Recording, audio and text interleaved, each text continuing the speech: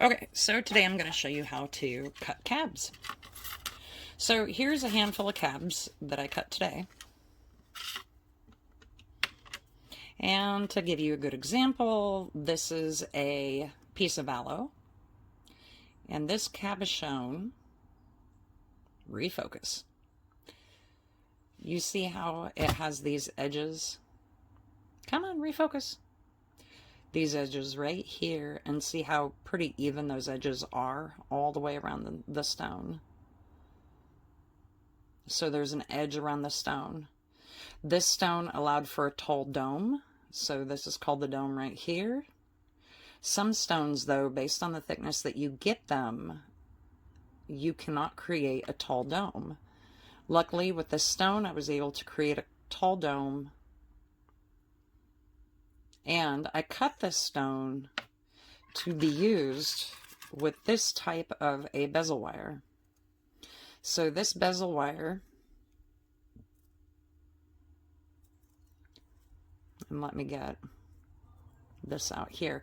So this is, for those of you that are looking to start cutting stones, one thing that you have to keep in mind is that the stones are going to be set in jewelry.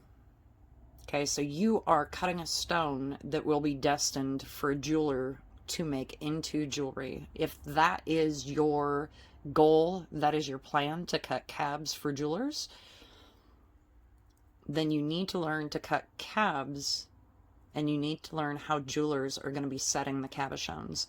So some jewelers will use prongs.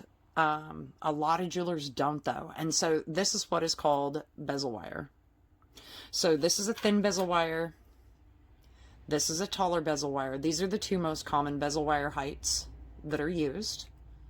And I will make sure that I put the height of these down in the comment section down below. Okay, so these are both sterling bezel wire. This one is another common height bezel wire. So this is nearly identical to the serrated bezel wire. It's just slightly taller. Okay, so this is the common height for the flat bezel wire, and then for the serrated bezel wire. So this stone particularly will be used with the small bezel wire. And the small bezel wire will be wrapped around the stone. Okay, like this, like that, like this, and like that. Okay, and you never want to do it at a corner, so of course I would cut the inside piece just a little bit. But for those of you watching, like, how do I wrap bezel wire around a stone? This is pretty much how you do it. Okay, so when a jeweler wraps a bezel wire around the stone, do you see how the teeth of the bezel wire still sit just above the edge of the stone? You can see that, right? See how the teeth still sit just above the edge? So when the bezel wire is cut and the stone is placed in, the bezel wire will then curl over the stone. These serrated portions and a portion of the silver will too, probably about that much, will curl over the stone. That will hold the stone into place. Okay, so it will look like this. Now, the problem with some cabs that I've seen, and I don't really have a good example here, but I'll use this guy as an example. So this cab is one that I cut. It's a relatively flat piece of turquoise, really skinny. See how this has been filled? So this is JB Weld has been used to fill in the areas on the bottom of the turquoise in order to give it a flat bottom. This is a really thin piece of turquoise. The only way to salvage this turquoise was to give it a flat bottom. But you see here how the JB Weld, focus correctly. Thank you. You see how the JB Weld actually comes up that high on the cab. So this cab does not have a high dome. It just got these slight little curlovers on the sides. And more than likely on this cab, I will use a taller serrated bezel wire. So with this bezel wire, I will be able to hide the JB Weld. See? JB Weld right there. No more JB Weld. Okay, so that is how that's done. Now see, this bezel wire will go over the curl. It will go over the curve. Okay, but it won't stand really high. It doesn't have the high dome. So this piece will not have a high dome. This piece, on the other hand, is another piece that I cut. This piece has a small dome, but it can be used with the shorter bezel wire. So it can be used with this shorter bezel wire because look, the side of it is just below. That is about what you want to see, is just below the teeth of the bezel wire, and the bezel wire will be a sure fit for this stone. The smaller bezel wire will be. Now for the taller bezel wire, I'm not a huge fan of this type of bezel wire, but even for this can be ground down if they wanted, or they could use the tall bezel wire, but at least it will curl around the edge. So that is why the edges are so important when you're cutting a cabochon, and why the edge geometry is so important. You want to be able to curl the bezel wire over. So one of the other things is that you don't want loppy edges. So you want to make sure whenever you do these cabs that the edges aren't loppy. So you're not cutting one edge really thin and then another edge really thick, right? Okay, so we will come over now to the cabbing area, okay? So this is my cab machine, and while it's running, you won't be able to hear what I'm doing. I'll try to talk over the noise, but it is pretty loud. So this is a Lortone. I have 6 wheels. I have my 2 rough diamond wheels. This is probably like an 80 grit. This is about a 220. This is a soft wheel that I have added a belt to. So this is a soft wheel that's worn to pieces. I'm too cheap. I won't replace it. These things are expensive. So this is probably what that wheel looked like. See how it's getting grooves worn in it? But I still use this. This is my fine wheel. I actually use wheels until the grit gets finer, and then I rely on it as my fine wheel.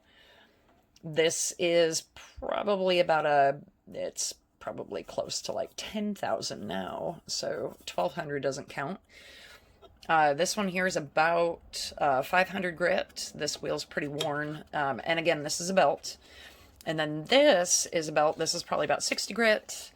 And then this right here, oh, I don't know if you can see that. I don't know. That is my pad, and that's impregnated with these little micron guys. So I usually put 0.25 microns, which is a pretty high grit paste. You rub that into the pad, and that is what shines the stone. So we're going to rub that into the pad.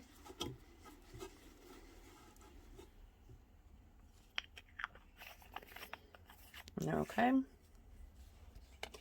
And we will start with just a pretty simple piece of turquoise. So this is a cut flat piece of turquoise. So it's about yay thick, so it'll have a dome of some significance. It won't be huge, right? Because this is not thin, but it's not super thick. This one will have a really nice dome. Okay? But this one will have a little bit shorter of a dome.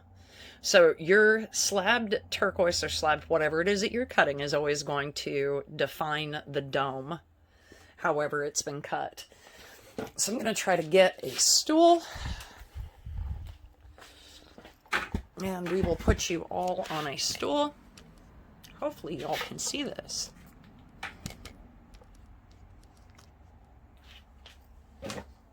Okay, and we will turn the machine on. Okay, remember the machine's pretty loud.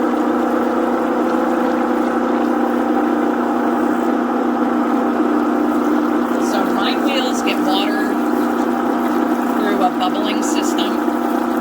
So what I'm going to do first is I'm going to grind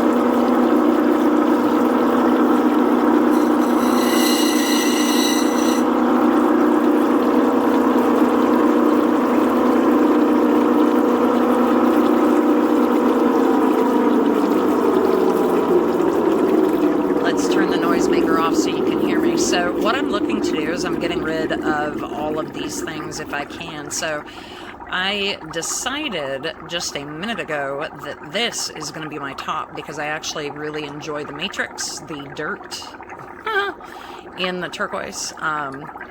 So I want this to be my top. I don't want that to be my top. Now I've got to get rid of this right here because that will, if I leave this here, this dent basically, or chip in the stone, that will actually wind up on the bottom, and as I cut this way to make my dome, this will become a problem. So I want to make sure that I refine all of the sides to this as much as I can.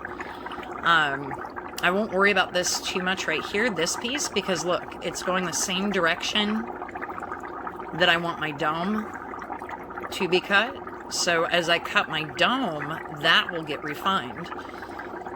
But these other pieces that kind of shape itself inwards, those will become a problem. So I want to make sure that I get rid of that I grind that off.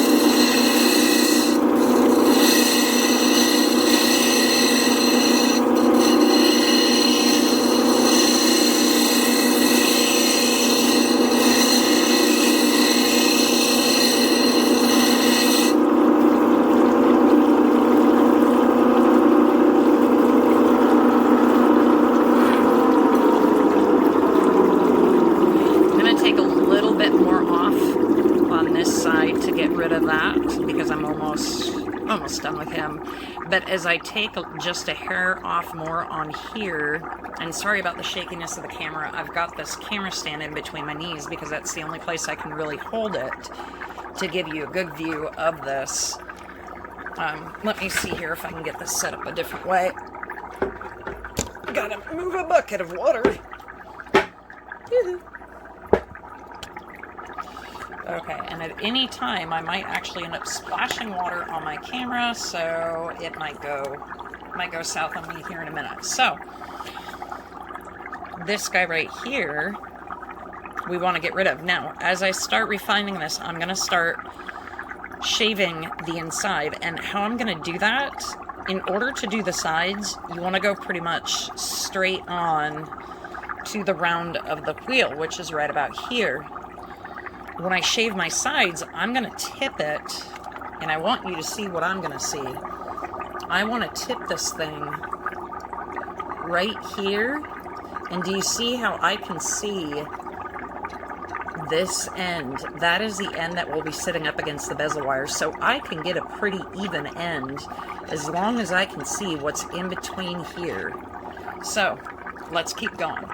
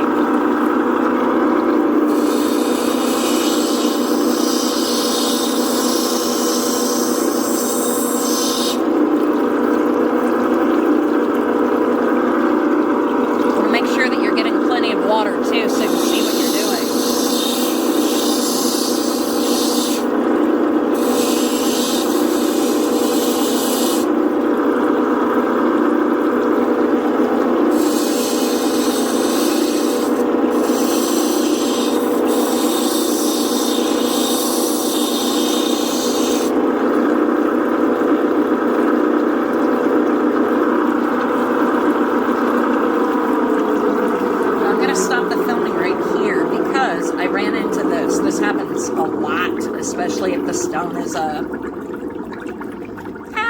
flew into my shirt. Especially if it's a soft stone. So turquoise is a softer stone. So right here, you can see that little chip right there. So that just happened.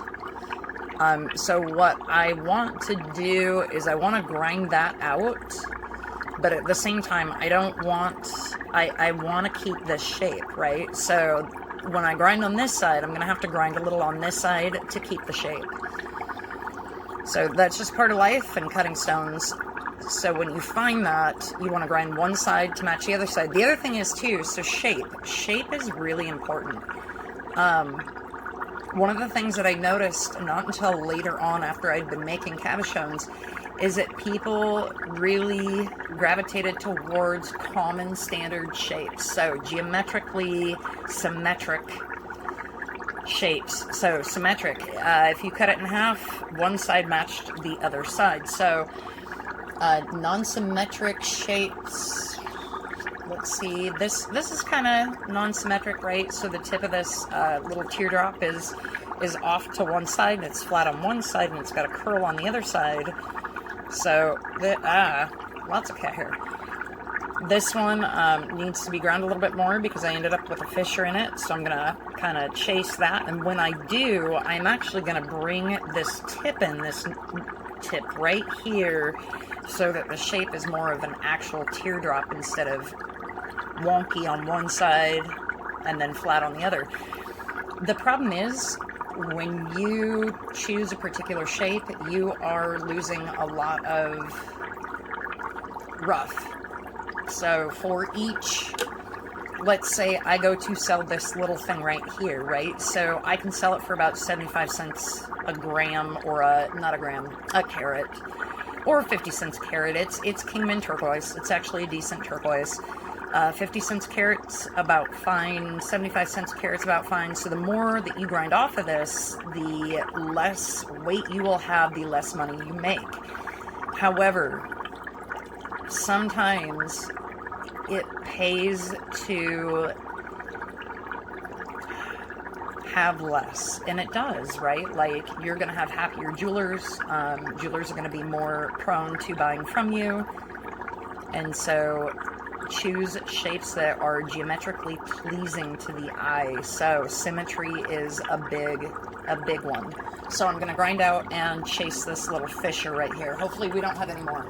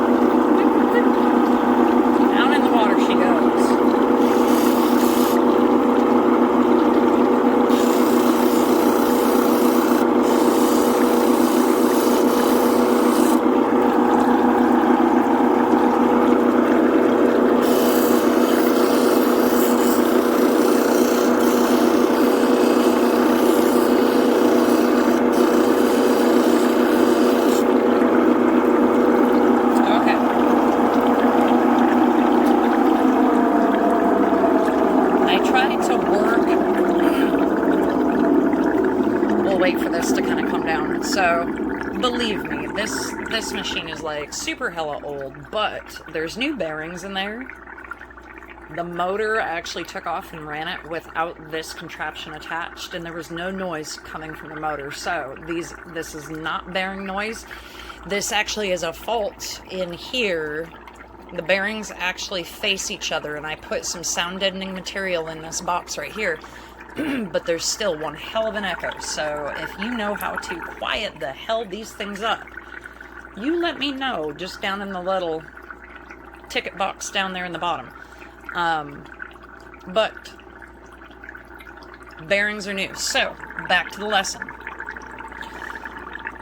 I rolled this stone very lightly, and as you can tell, we're pretty even on both sides. We've got a nice bezel wire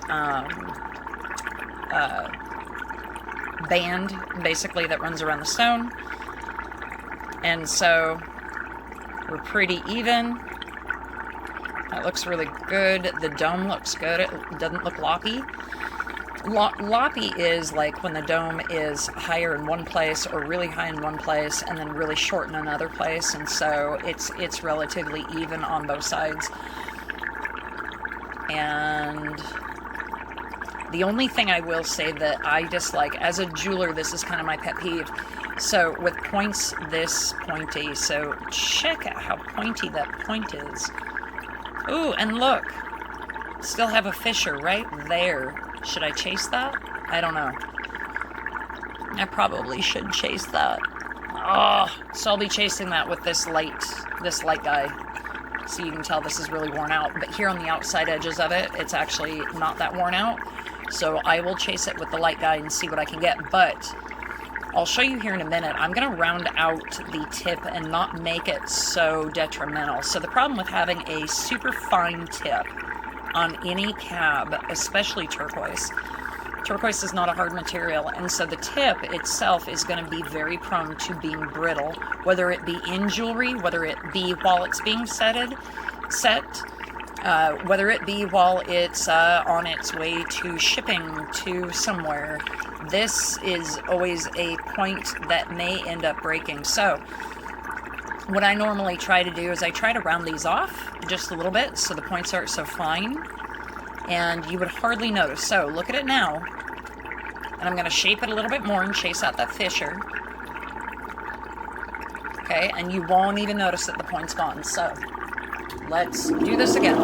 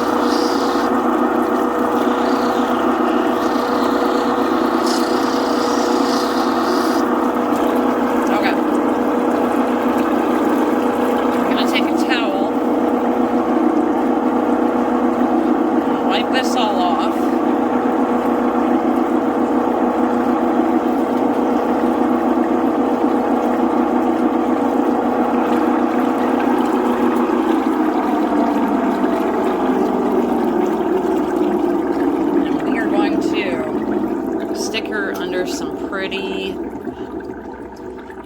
bright light. And we're gonna roll her to see if we have any scratches. This one took on a polish really quickly. Normally, the polish takes a lot more time. So, the pad... Ooh. There's some fissures in here, and there's a hair. That really bugs me. Okay. Alright. So, the pad, it looks like... Where's my camera? There it is. Woo! Coming to focus. Focus on me. Focus on me. I can't see. I see a spot of water. I see a few little fissures in the matrix. Right here and right here. That's where the stuff got in. But I don't see any scratches. I don't see any big marks made. And so these two little imperfections, right here and right here, those I will take care of here in a quick minute. So why would I care, right? Why would I care if there's a few little, like, fissure guys on the bottom? And, focus, you son of a gun. And the other thing I want to do, too, is I want to hit the bottom, because this is a solid cabachon, I want to hit the bottom with this wheel here. That guy, he was, what, 200 grit, 300 grit, and then I want to hit him with this guy right here. So that way we've got a flat bottom and no big, like, rivets in it, because for a full, thick piece of turquoise, that's actually kind of nice to have a bottom that's got a little bit of shine to it. So why would I care about these little pieces? So these little pieces, honestly, they won't show, right? Like, if someone's using a bezel wire, they will wrap right around that, no problem. The only reason why I would trim this up right around here, make this smooth, is just in case if someone wanted to use prongs in their jewelry. So they wanted to prong this piece in a handful of places and show it off. It would not look funny or weird or unfinished on the bottom. So here we go. I'm going to hit the bottom first over here. I'll take my ear maker. I'm going to hit the bottom over here.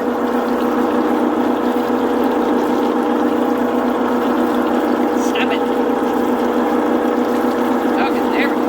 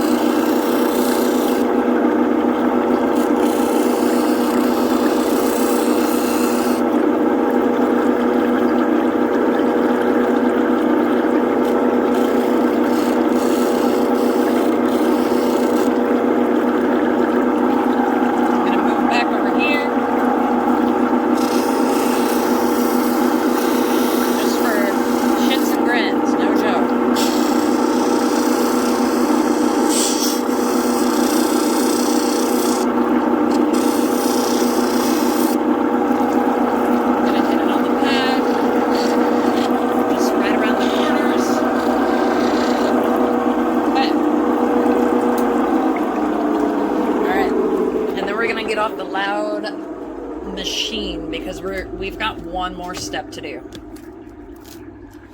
So the last step to making this a complete cab. And actually, I'm going to go ahead and wipe this thing off because it looks like this. Okay, our last step. Sorry guys, you've got to look at the screen. And so here we are. The camera actually has just a ton of water on it. Sorry about that. Nope, not sure who I'm apologizing for that. It's my camera. So the last stage that we are going to do is we're going to hit this stone with Zam. So this is Zam. Zam is my favorite stuff, and I'm not too sure why I am missing my big container of Zam, but I've got my little container of Zam. So this is what is called a flex shaft. So some of you use a Dremel. Don't worry about using a Dremel. I used a Dremel for years until I invested finally in a $100 flex shaft off of eBay. And so this is the flex shaft. That's it. This is what the tool looks like. Okay. And this is the Zam. And so we put, this is a soft felt wheel. You can get these on Amazon, super cheap. I bought a huge baggie of these for like 20 bucks, and with the tools that they came with.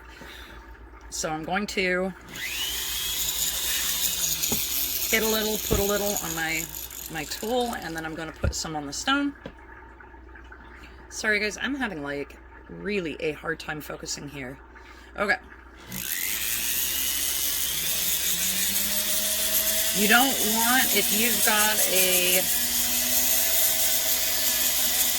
doodad that's super hella fast, you can actually burn if you push too much, too hard on the stone. You can actually burn the turquoise, so don't go trying to shape your turquoise with this. That's not the point, right? The point is actually to just give it that high-end polish.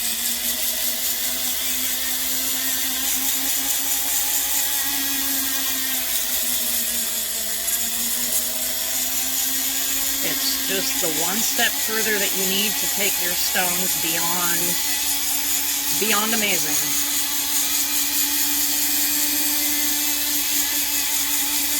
We'll make sure that you get every part of the stone.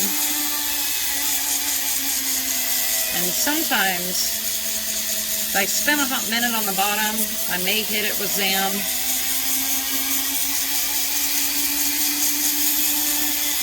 In the corners. Okay. And then once you've done the Zam, you can see, even though my phone does not want to focus well, you can see the difference.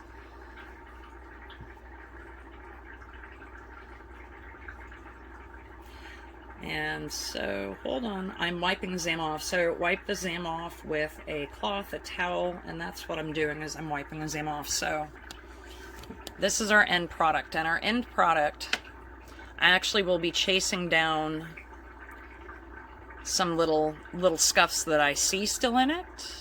Why is it not focusing? Focus. There we go. Check that out. Do you see the tip? Do you see how the tip is not so devastatingly sharp and pointy? How that's rounded off. So if you're doing tip stones, just, you know, with soft stones like turquoise, just heads up, tip stones, they break. So can you see right there? See those small little lines right there? And for some of you, those are big. You can see the matrix popped out pretty well. And this side actually looks excellent. See the shine that the turquoise took? Isn't that amazing? But those little lines right there, I will be chasing those out here soon. I'll put it back on the polisher and then go through this process one more time. So if you see little lines like this, once you are finished, once you've got your polish on, this is the steps that I take. I will hit it with this guy again. I will then go back to my buffing pad, and then I will go back to using the Zam. So let's do the bezel wire check. So, bezel wire check. Which bezel wire would I use on this stone if I were to use bezel wire? So this is the bezel wire, the smaller bezel wire. And because this has a high dome, I think I can use a combination of different bezel wires with this stone if I choose to do so. So this is kind of the best of both worlds. So this stone, yep, see how that lines up, and it gives me a little bit of a gap right there, and I can fold that over. I can use the small bezel wire. And I think I could use the large and not have it look strange because it's got such a high dome. Check that out. It would not look strange. Now, it might, because the front end, the nose goes down a little bit on this stone, it might look a little strange and do some crazy overlapping there.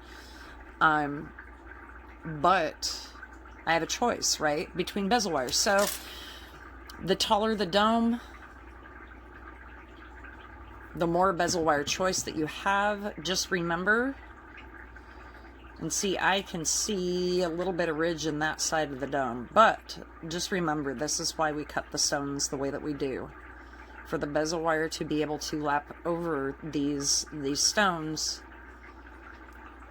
and to have some evenness in the cabachon. So the next time that you cut a cab, or if you're learning how to cut cabs, always remember, what is the end purpose? How is this cab going to be used? So that is how to cut a turquoise cabochon.